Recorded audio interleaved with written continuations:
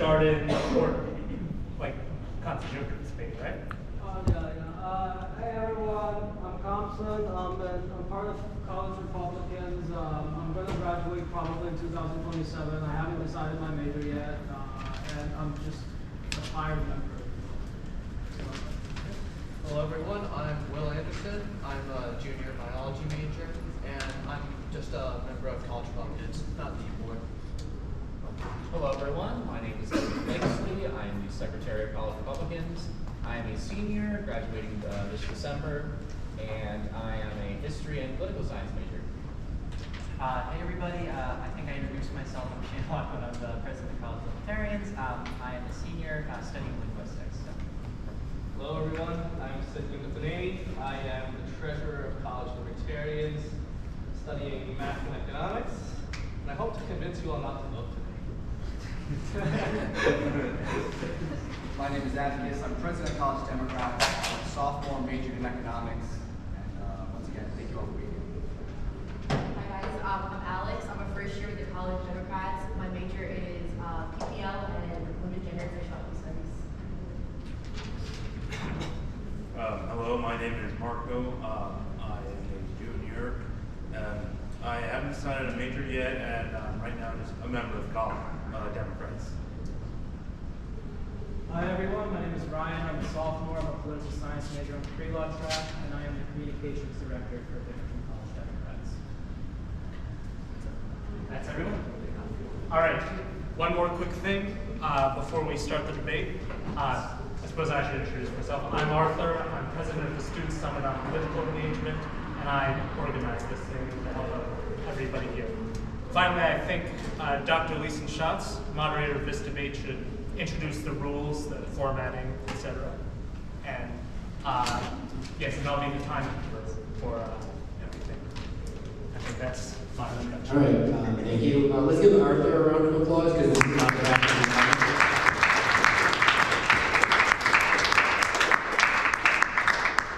So as people have said already, debate and dialogue is crucial to not only our country but to community. The only way that we get through our differences is if we can learn to speak to each other despite those differences and be able to find some sort of agreement.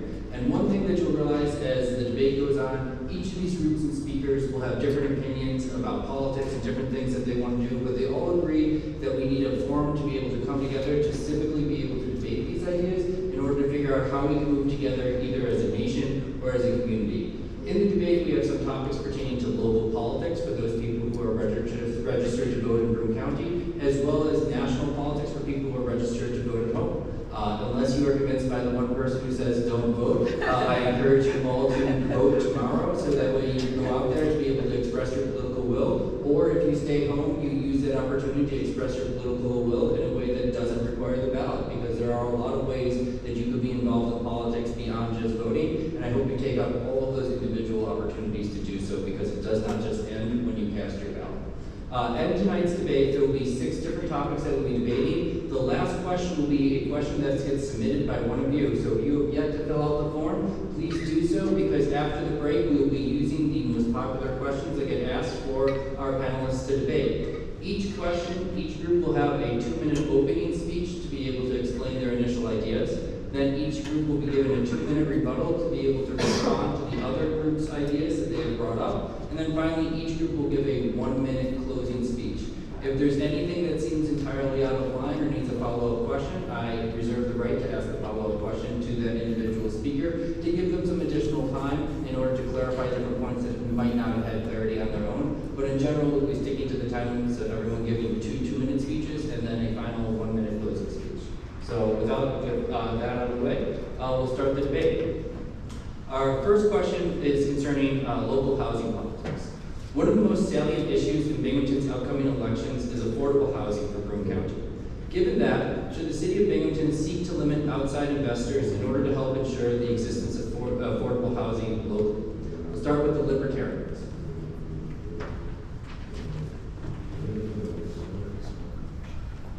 All right, so what I hear is that Mayor Jared Cram, Mayor Cram, has put forth a new ordinance that would be basically protecting the interests of single-family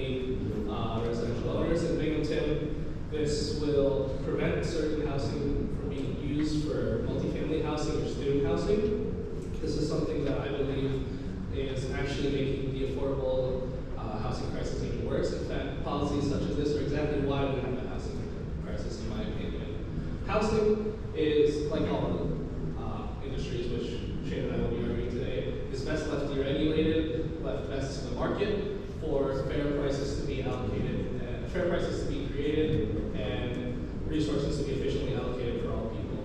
The reason why I believe such ordinances like Mayor Graham's zoning ordinance is problematic is because this will lead to shortages in housing.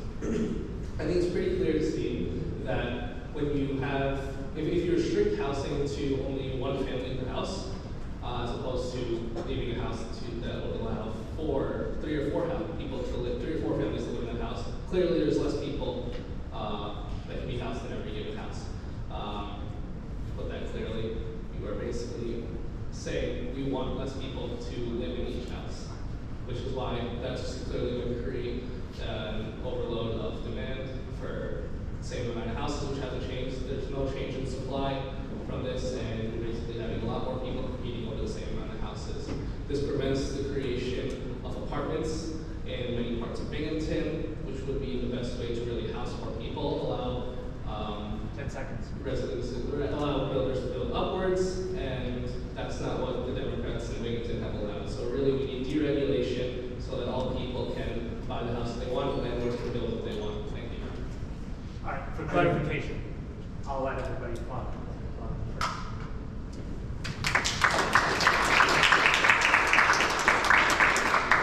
Clarification. This is going to be 1 minute. No, this is going to be 1 minute. This is going to be 30 seconds. This is going to be 10 seconds. Is that fair? All right, so the time prompt in mind, Democrats, you're up next.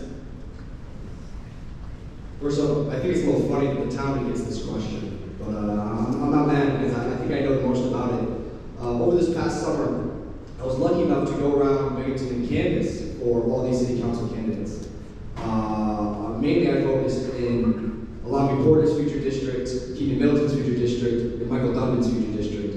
If you don't know the layouts or the makeups of these three separate districts, one is quite impoverished, one is called nicknamed Mansion Row, and then one is the working families kind of section of town. And all three, every time I ask, the biggest issue facing the community, all three say safe and affordable housing. It is the number one issue in this town for a reason, because it's the biggest problem. So that being said, when you have a Republican city council and a Republican mayor promoting such programs as the recent pilot program over the past summer, which pilot, if you don't know what that stands for, it stands for payment in lieu of taxes.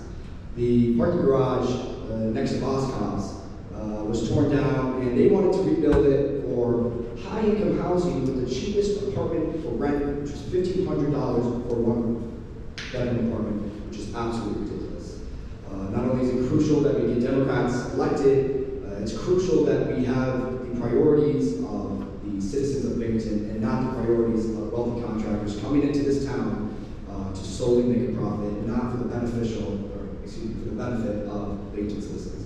Thank you very much for listening to me. I appreciate it.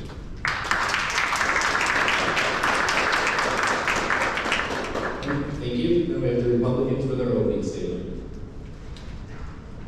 All right. I'm glad to say that I'm very grateful that my fellow compatriots across the aisle, fellow townie, are able to address this question. And speaking as not just a student here at the university, but also as a local Binghamton resident, I want to share a quick, interesting fact, or perhaps three facts.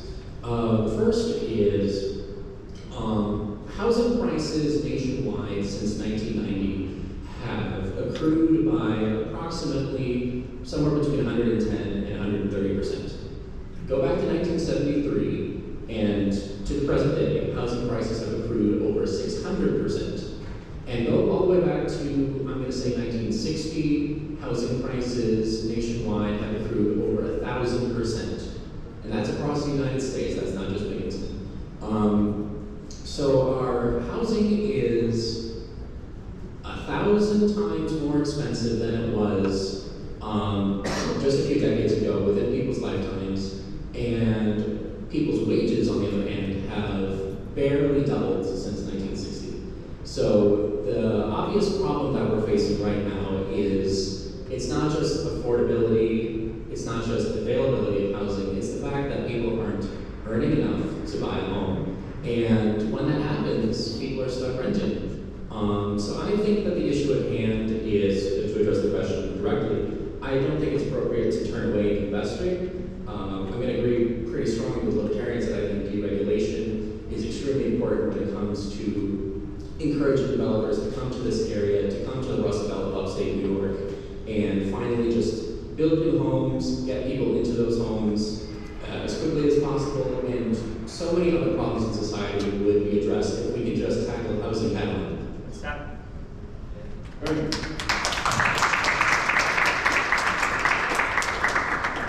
So now we'll return to the libertarians for their 2-minute rebuttal. And I'm particularly interested in hearing you explain how you think the market will be able to create the effective housing prices that you think it will. I'd like to, I'll definitely get to that. That's very important that I should clarify that. But I was a little confused with the Democrats' statement on why they're taking issue with a parking lot being replaced with housing. Because my understanding, excluding homeless people, parking lot houses 0 people.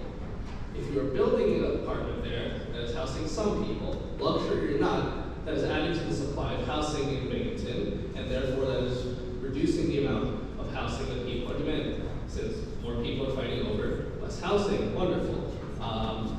Placing a parking lot sounds pretty good to me. If I misunderstood, please clarify. But I see no problem with replacing any sort of parking lot, luxury housing or not as housing. That means less of the rich people fighting over the cheaper housing. Perfect. In terms of how the market can better allocate these resources than any government policy, by allowing builders, landlords to build up where they want or to have multifamily housing where they desire. That is what, and the market, they will provide that since that's what people desire. There's been a demand for multifamily housing, else the government would have no reason to ban it. No one wanted it, the government wouldn't need to ban it. People want multifamily housing. People want more housing in Binghamton.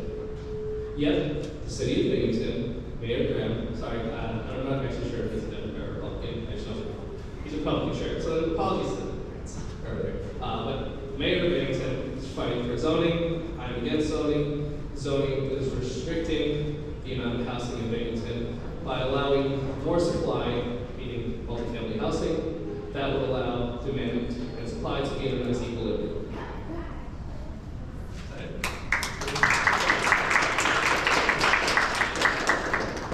All right, next we'll go on to the Democrats for their rebuttal, and I'm really interested in hearing what you think the Democrats will do differently that will resolve the problem that you mentioned today.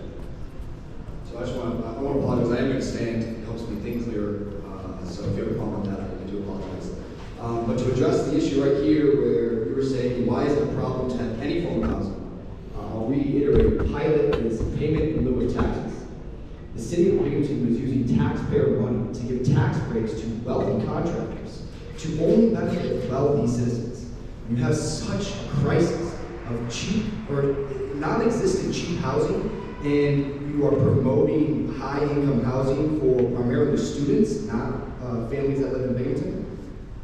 It is, first off, ridiculous. And second off, when you use taxpayer money to then benefit the wealthy contractors coming to this area that aren't from here, that won't be circling back into this economy, that's an issue. I also do want to reiterate, in your opening statement, you did say why the Democrats doing this is not the Democrats. It's a Republican city council with a Republican mayor. And your question is what are the Democrats going to do differently? Thankfully, I am not an elected official. I will not be making decisions. That being said, Nate Hotchkiss is running the 4th district. That man is the man to talk about when it comes to low-income housing. He's been in charge of housing tenants in this area. He's been fighting local landlords his entire life. And Nate Hotchkiss is the man. I'm putting my faith behind Nate. I'm putting my faith behind Keeney and Michael Gundon, Kavanaugh, that they will make the right decisions. What are they going to do differently? I'm a 19-year-old kid. I'm not really sure. I'm hoping it will be something better than what these Republicans are doing, which is nothing. Thank you very much.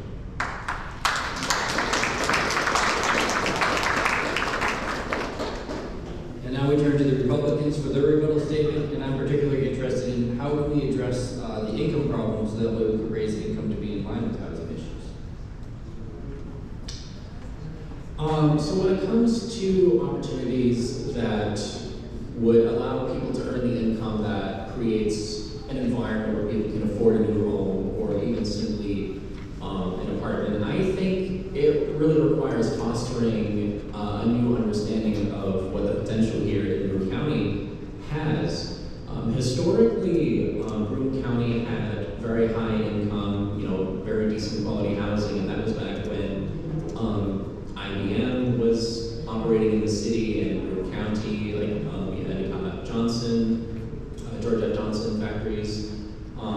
This used to be a very high-grade industrial center, and some of the best products in the world were made here. Like Binghamton is the birthplace of the flight simulator and all sorts of technological innovations that many people aren't aware of. So I see potential in bringing back large companies into industrial spaces to make sure that there's these high-paying STEM jobs that for the longest time have been leaving the United States. I feel like we need to focus on policies that allow us to bring back heavy industry or any kind of industry back into this area, so that way people will not only just start earning more income, they'll start moving in here, they'll start building new homes, and I think it will create a much more prosperous environment in the long term.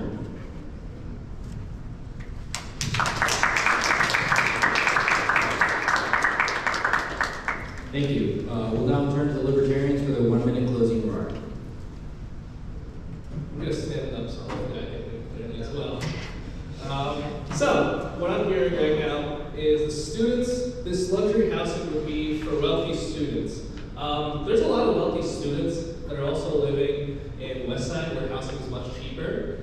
Fighting for that same housing with locals, doesn't matter if the students are wealthy or not. By creating more housing for them, there's less housing that locals have to fight over. Good thing. I don't care if you're replacing a parking lot, that's automatically more housing, less of a crisis. Good. Next, screw the names of the faith. You can have faith in whoever you want, top ideas. The reality is we need to D-zone Binghamton. Binghamton cannot regulate housing. Binghamton should not allow multifamily housing to be regulated. If people want more housing, build more housing. Don't stop it. Lastly, the Republicans want to help bring in companies. They want to bring in other companies. No. That's how you get monopolies. You can't help companies. Leave this in the markets. The markets will officially allocate resources. People demand multifamily housing. Let the people have multifamily housing. Sorry. Okay, thank you. All right, Democrats, your turn for your closing statement. I first want to thank the organizers for adding this question, because it's so important that us as students understand our impact in this town that we live in for 4 years. The relationship should go both ways, because this community is very supportive of this university, and we need to be supportive of them as well. Talking about low-income housing, when 2/3 of your residents qualify for SNAPS program, which is basically food stamps, when the outcry for affordable housing is the #1 priority on all the ballots this year, on all the candidates, the #1 issue is housing. I see no way that we can promote any form of high-income housing, whether it's for students or for citizens of Binghamton. The #1 focus should be helping lower-income families, not even being able to live, being able to survive, feel comfortable in their own homes. So thank you very much for listening. Thank you very much to the people as well. And we'll go to the College Republicans for their minute. The current reality of the situation is, as of a few weeks ago, Broome County has been labeled as the poorest county in New York. Previously, we were second place behind Queens in New York City. And I feel like that reflects the reality that jobs are moving out of the area, people are moving out of the area. And when that happens, it creates an environment where those who are left behind, we're all fighting for what little housing is available. And I fundamentally see the change that will come about is when we bring back prosperous jobs, we bring back new businesses that can compete amongst each other. And I feel like housing will follow as a result of that once we have a decent market to work with. So I do think like de-zoning is actually a very practical idea in terms of, I'll finish this really quickly. De-zoning, deregulating, bringing Broome County back to the way it was.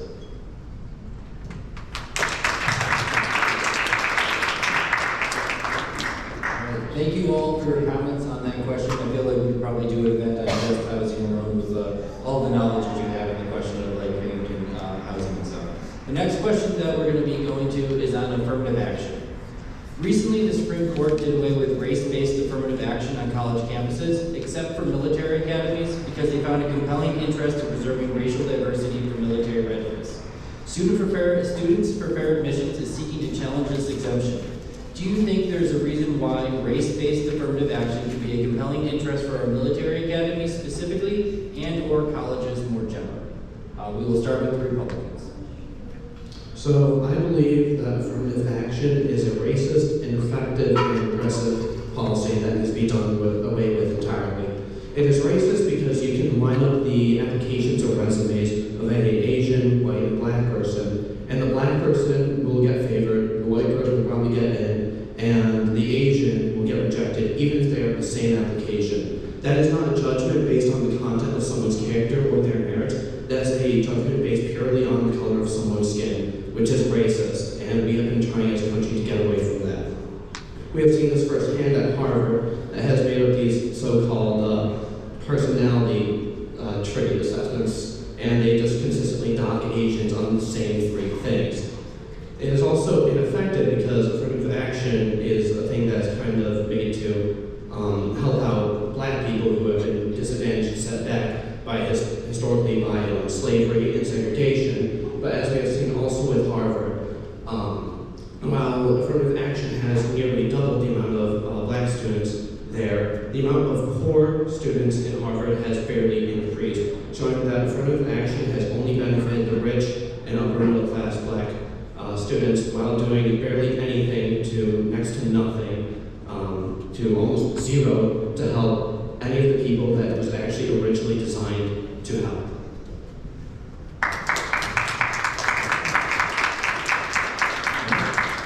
Thank you. We'll turn to the Democrats next to answer this question. When we talk about affirmative action, what we're talking about is breaking a cycle of racism, a cycle of institutionalized hatred towards people of color, not just Asian, but people of this beautiful, diverse nation. The reason affirmative action is so important is because it is allowing people who are disadvantaged to be on the same playing field. It's not giving people an additional advantage. It is bringing them to a level that everyone else was at, so that we can help create a diverse and equitable society. With that, not just affirmative action and its connection to college, but it's a connection to poverty and its connection to money. You see, it's not just about getting into college, it's about going to college, it's about graduating with a degree, it's about getting a degree that can help you network, that can help you earn money. And without that, you're continuing this cycle of poverty where people who are impoverished because of institutionalized racism, as we previously mentioned, are going to lower schools and are getting less money, creating this cycle, as you can see. Additionally, I think we forget to mention legacy admissions when we talk about affirmative action, because not only are we, giving priority to people of color, which is a necessary thing to do, but we're giving priority to people with money, with wealth. We're perpetuating this cycle where people who are traditionally white are in, the money is being in these little pockets of people who have the money, but we're not opening it up to everyone else. The issue is not affirmative action. The issue is legacy admissions. The issue is priority to people who they deem as best for their school because of other factors that are not race. Thank you.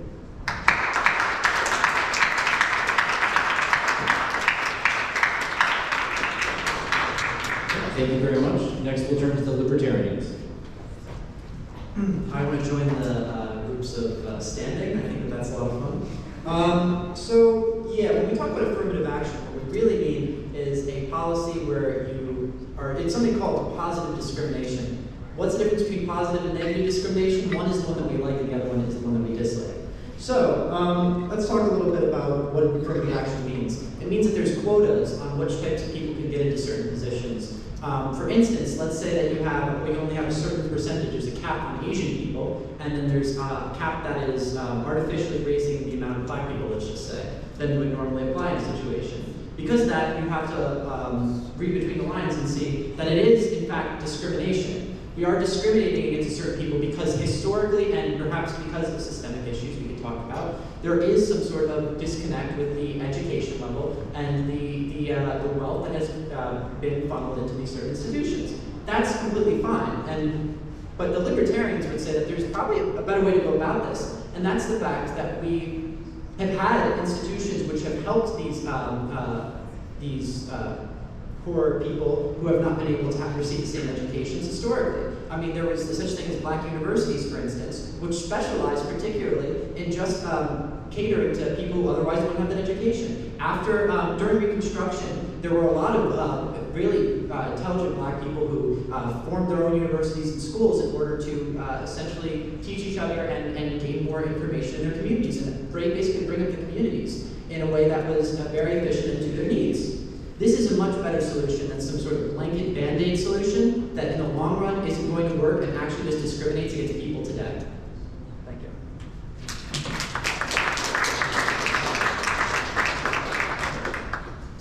Thank you.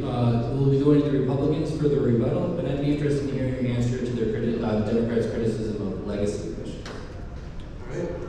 I personally agree that legacy emissions should be done away with. They're just unfair, and it's just a cycle. And as I said before, you should be judged on your merit and your character. Legacy emissions go against that. But I believe that the solution to ending this cycle is we should have more of a focus on community college and other cheaper options. Not everybody who's disadvantaged needs to be sent off to a big university like this or Harvard or Yale. It would be much more beneficial if we could push more to get more community college integration, get more publicity out there, get more integrated with community classes in high schools that seniors and juniors can go to. That would be more useful for people in poor communities that can actually afford to use them, instead of coming to a place where they may need to take out a loan and then that may disadvantage them further.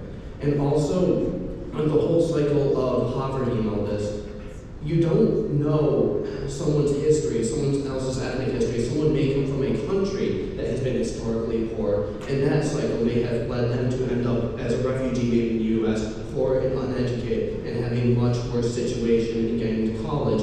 And they may also be Asian, which affirmative action would just knock them down another peg while they're already on the ground.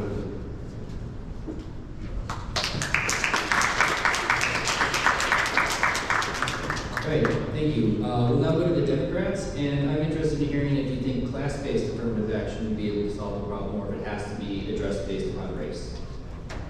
Thank you for the question, and thank you guys for your responses. I first just want to respond to the idea that you brought up about community college. I agree, I think community college should absolutely be supported, but who is supporting for community college? Who is supporting affordable education? That is the Democrats. We're not seeing other parties supporting education for all. If you want to talk about inclusive education, that's where you look. You look at free education all over the country, not just community colleges, additionally. I also want to note that we are talking about these race groups, three main racial groups, you're saying, white people, black people, and Asian people. And I think what we're missing is the diversity and the complexity of this admissions process and how much more goes into it than just a racial profile. There's so much more, there's so much history that we all know about that we need to be cognizant of when we are talking about college admissions. And yes, I want to answer the question. I think that the idea of a class-based affirmative action system is kind of a more progressive idea in the sense that we are trying to promote equality on all fronts, not just the racial front. We're not saying that all people are being discriminated against, and that is it. We're saying that we want to see people of all backgrounds, of all opportunities, coming to colleges, receiving an affordable education, and doing something and breaking out of the racial modes that we have we've created in this country. And additionally, I also just want to add one last point, which is that affirmative action is not just about getting more people into colleges. In fact, we're talking about diversity, we're talking about equity, we're talking about inclusion, we're talking about creating campuses and creating places where people feel safe to go to school. The importance of having people of color and having different diversity statuses in colleges is so much more than just race.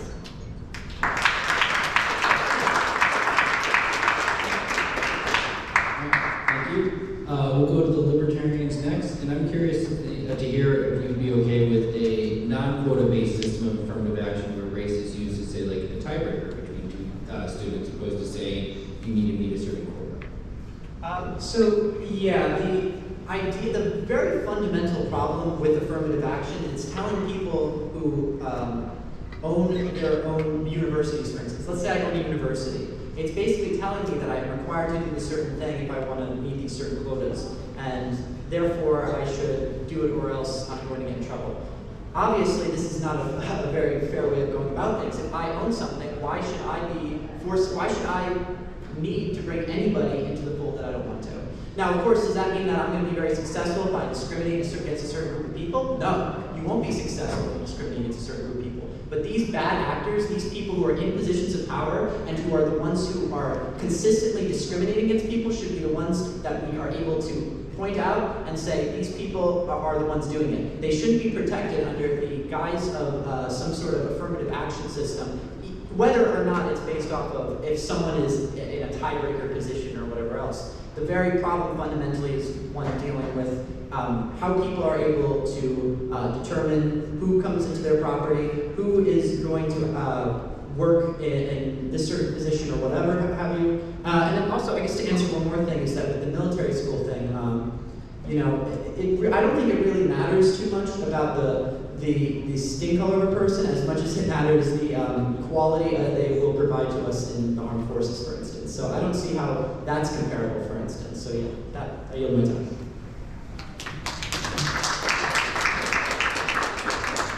All right, we'll go to the Republicans for the 1 minute closing statement.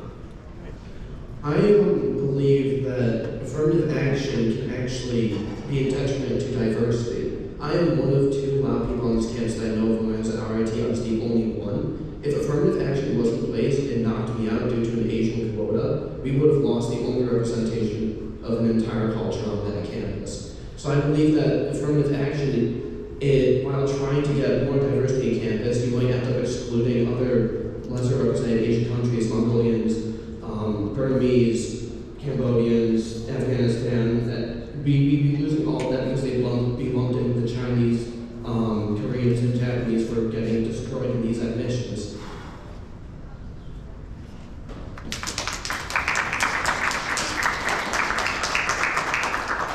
Next up is the Democrats for the closing remarks.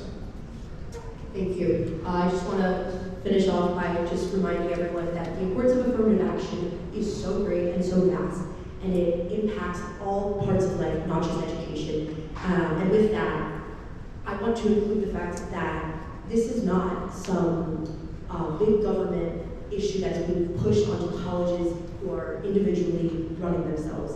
We cannot pretend that we don't know the impact of college. When you go to a good university, you can make more money, you can create a cycle of wealth, and vice versa.